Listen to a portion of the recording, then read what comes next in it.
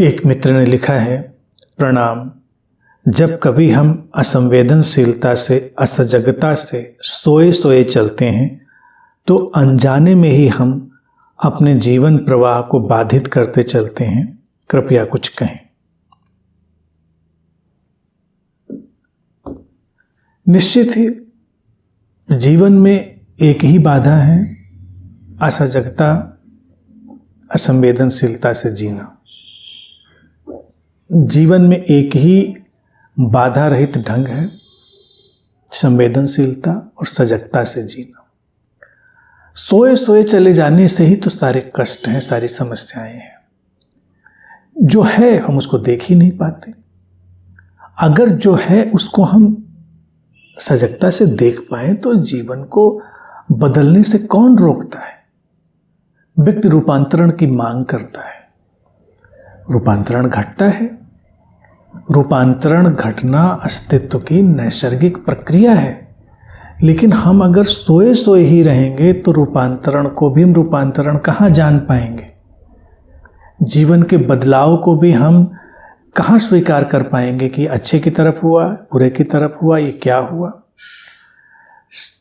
संवेदनशीलता और सजगता, इन दोनों का संगम होना और उनके साथ चलना ही अनिवार्य होता है, क्योंकि अगर इनका समन्वय नहीं हुआ, संवेदनशीलता और सजगता का, तो बात अधूरी रह जाएगी। देखा जाए एक सिक्के के ही ये दो पहलू हैं। अगर व्यक्ति सजग बनने की कोशिश कर रहा है और संवेदनशीलता को भूल रहा है तो बात आधी रह जाएगी, और संवेदनशील होने की कोशिश में है और सजगता को भूल जाता है तो बात आधी रह जाएगी। क्योंकि सजग व्यक्ति अगर संवेदनशील नहीं हुआ तो वो थोड़ा कठोर होता चला जाएगा। संवेदनशील व्यक्ति सजग नहीं हुआ तो वो भावुकता के एक भंवर में खो जाएगा और जीवन की वस्तुस्थिति को, उसके वास्तविक स्वरूप को वो देख और समझ नहीं पाएगा। आवश्यकता है जीवन के वास्तविक स्वरूप को देखने, समझने और जीने की। उसके लिए दोनों बातें अनिवार्य हैं, सजगता और संवेदनशीलता, सेंसिटिविटी और अवेयरनेस। और ये है जो सोए सोए जीना और जागे जागे जीना, यही अंतर है। अब एक इतना प्रसिद्ध प्रकरण है, अगर उसको स्मरण में लाएं तो बात बड़ी समझ में आ जाएगी। कहते हैं कि भगवान बुद्ध एक बार कहीं जा रहे थे, जंगल में उन्हें किसी ने देखा और उसने उनसे आकर पूछा, क्या आप भगवान हैं? उन्होंने कहा नहीं। उसने पूछा, क्या आप देवदूत हैं? उन्होंने कहा नहीं। इतने वो सुंदर, आकर्षक लग रहे होंगे कि जो पूछने वाले लोग थे वो चमत्कृत थे। तो उन्हें पूछा, क्या आप कोई चमत्कारिक व्यक्ति हैं? उन्होंने कहा नहीं। सारी बातें ये वो सब जितना उन लोगों को आता होगा सब पूछ लिया। बुद्ध हर बात पर नहीं कहते रहे। तो कहते फिर उन लोगों ने पूछा कि फिर आप क्या हैं, कौन हैं? तो बुद्ध ने कहा कि मैं बस जागा हुआ हूँ, I am simply awakened one, मैं जागा हुआ हूँ।